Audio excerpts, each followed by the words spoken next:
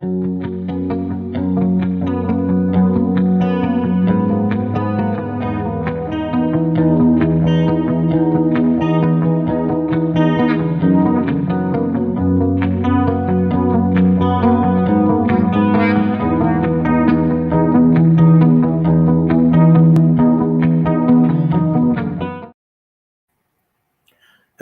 welcome to another coffee break with Kardec, our regular break where we can grab a cup of coffee, tea, hot chocolates, or any cold drink we wish, and then talk about the book Genesis. And today we'll be talking about a very interesting topic, which is progressive movements of humankind. And when we look at progressive movements of humankind, we have to look these moments, special moments, and of course, a long period of time. Progress is not a linear phenomenon.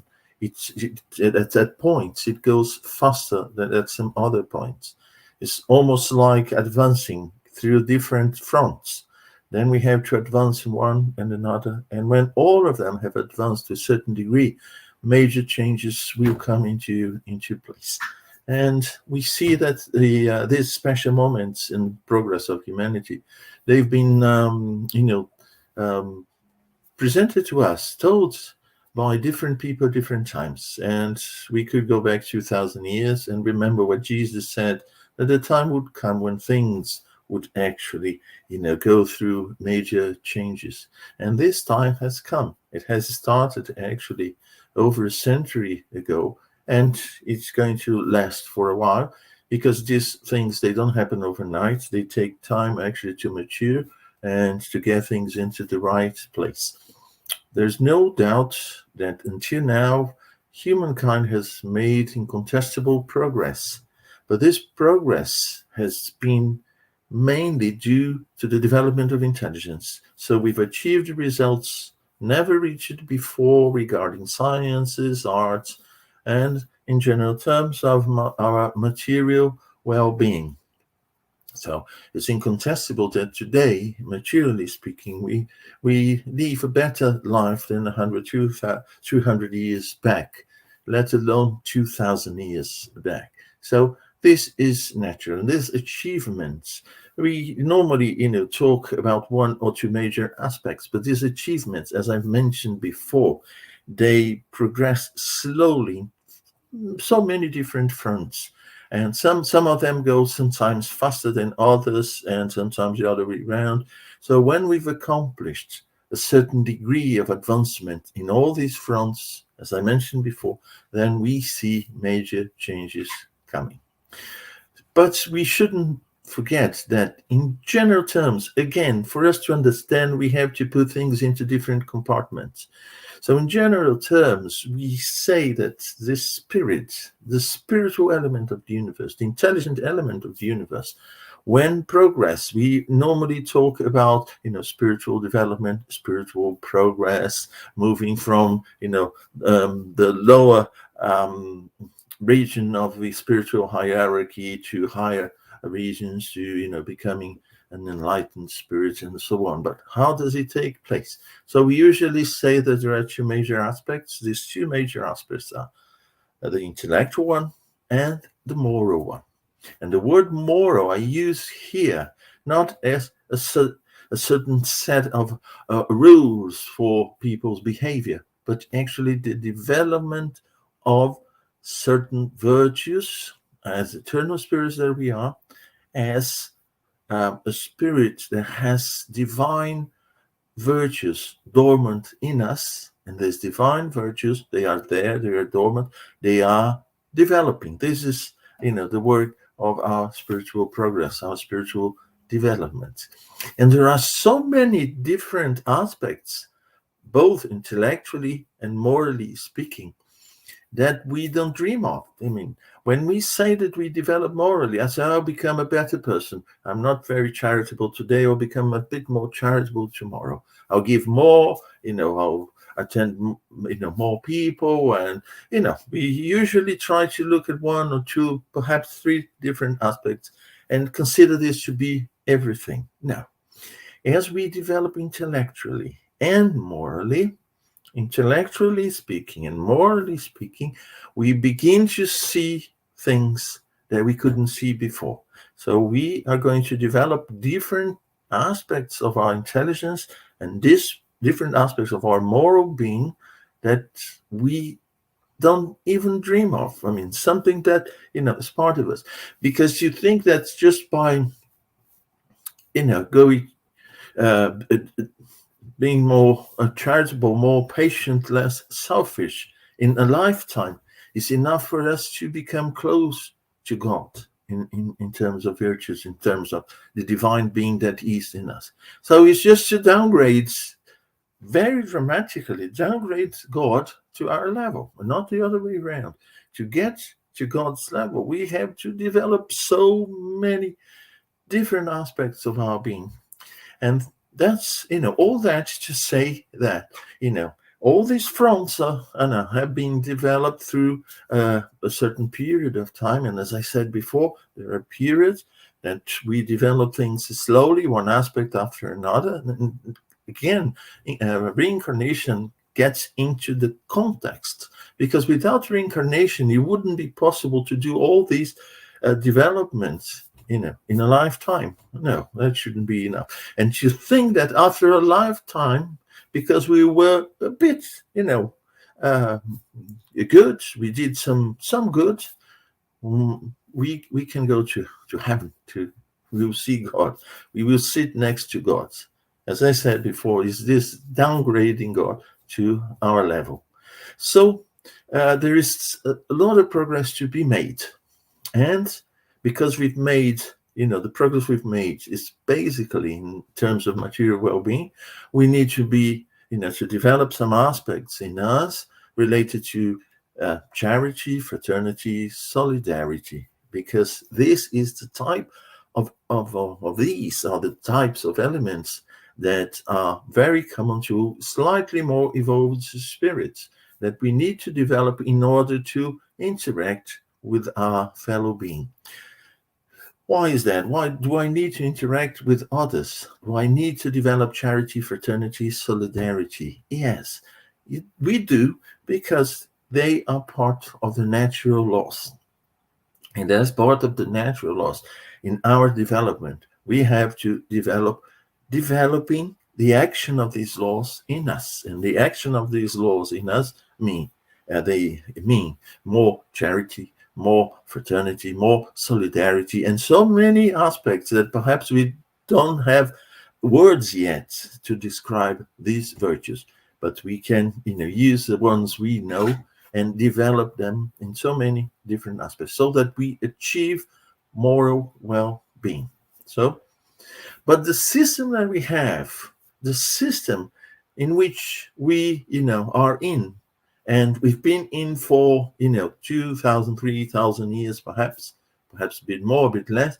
This system that granted us this intellectual development, and of course we've made some moral developments as well, but it wasn't that great compared to the intellectual development that we've managed to achieve. So we need to change the system. It's like growing, a tree from the seed. What we have is, at the beginning, we put it in a small vase, in a small pot, but then it starts to grow. And okay, that is enough during the initial phase of its development. But we'll get to a point where, for the roots to go deeper, for the main stem to shoot up and to open up in different branches, new leaves, and so on. So we need to repot it. So we need a larger vase, a larger pot, so that plant will carry on growing. And we will get into a new phase of development. Perhaps with that, we'll see the first flowers and perhaps the first fruit. So in order to do that, we need now a new system in society for humankind. And I'm talking about our planet Earth, which is our school. There are so many other schools in the universe, but they are the adequate schools for certain levels of spiritual development. We are talking about our planet, physical side and the spiritual side of our planet. So we need a different system now. We need a new system that allows us to carry on progressing from now until the next major transformation we'll see in our planet, which is going to take place, very, in a long time from now, because we are still undergoing this transformation, from a more primitive world into a world of regeneration, where love will be in, a greater amount, if we can use those words, will be in greater amount in all relationships that we have. All sorts of relationship will be actually based in love. Not that kind of love that we are used to, but this kind of sentiment, this kind of vibration, this kind of feeling that we have for all the creation, and especially our neighbors, as Jesus said, our neighbors and ourselves, of course. So once we've exhausted all that there is in this system, we are moving to a new system that will allow our moral development in a faster, and I would say faster, in a steady pace.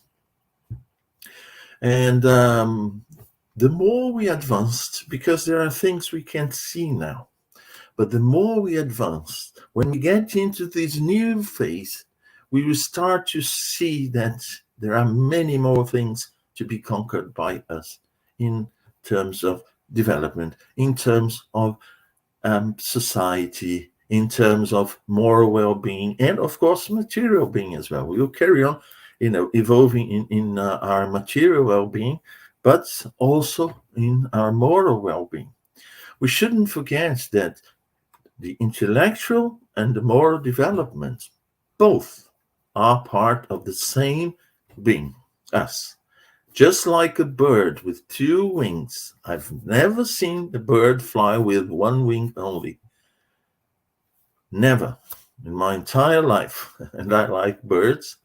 I observe them. So they have to have both, more or less at the same degree of development, to get into a steady flight and fly as high as possible.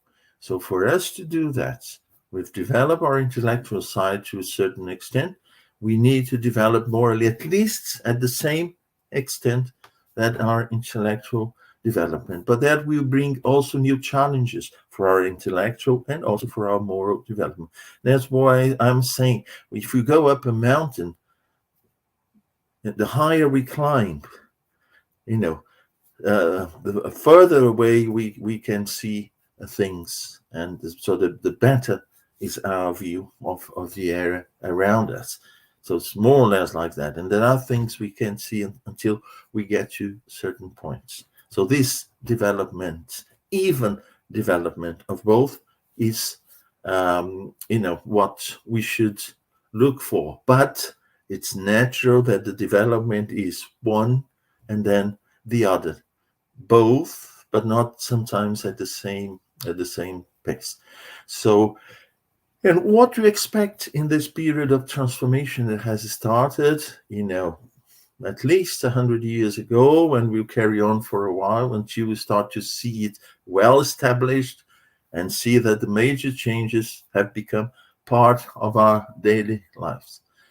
Well, are we going to see volcanoes erupting everywhere? Are we going to see all sorts of cataclysms, all sorts of catastrophes taking place everywhere that will bring life to the verge of extinction? No. We've already had that in the past many times. In these 4.5 billion years that our planet exists, we've seen that many times. We got very close. We got to the verge of extinction of life on this planet.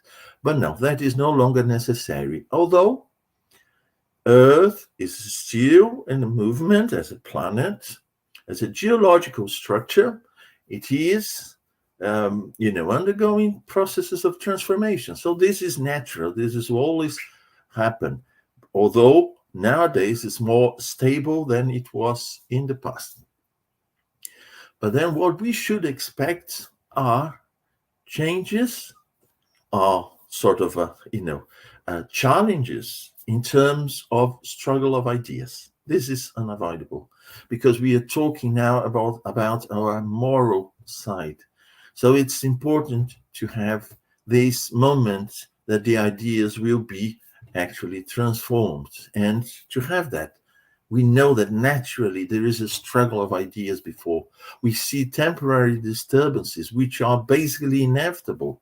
Struggle of ideas, and this has been foretold that this type of event would come, not from physical cataclysms and catastrophes, but this revolution in ideas, in behavior that we can see nowadays. It's happening everywhere.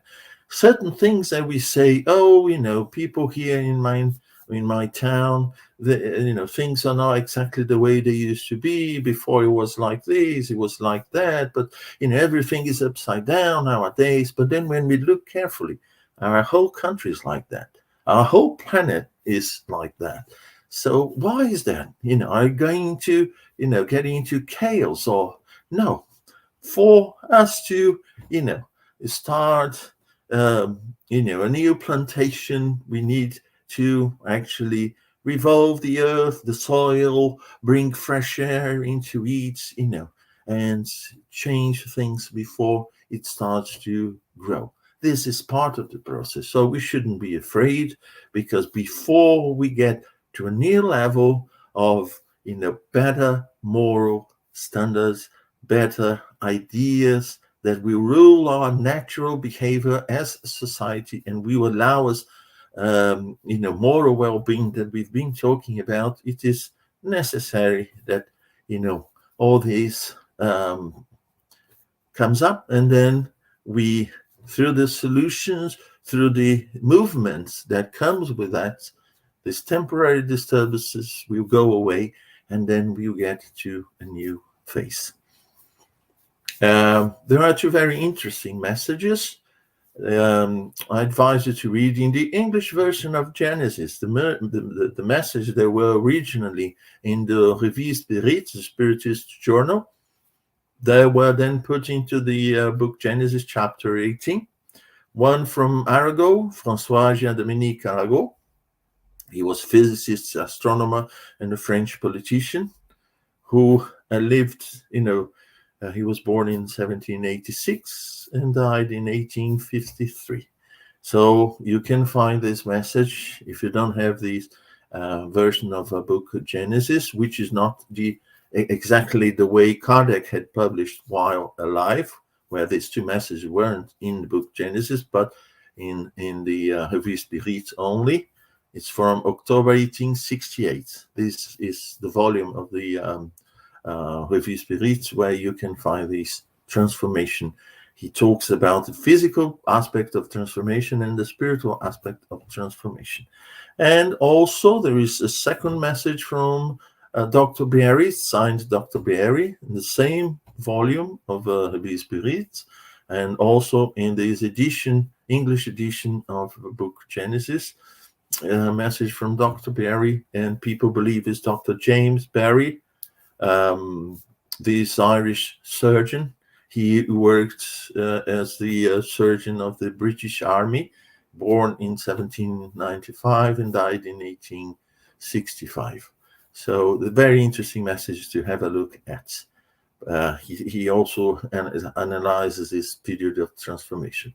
But we should rest assured, we should do our best. We should remember that the collective results as a major, society is the result of our individual change. When we talk about a regenerating world, it's composed by regenerating spirits, and we should work that in us, and the rest will get into place with time. Thank you for being with me again for this coffee break. It's been very nice. I hope to see you in another coffee break with Kardec, where we'll have the opportunity to bring some other aspects of the book Genesis according to Spiritism. Thank you. Bye-bye for now.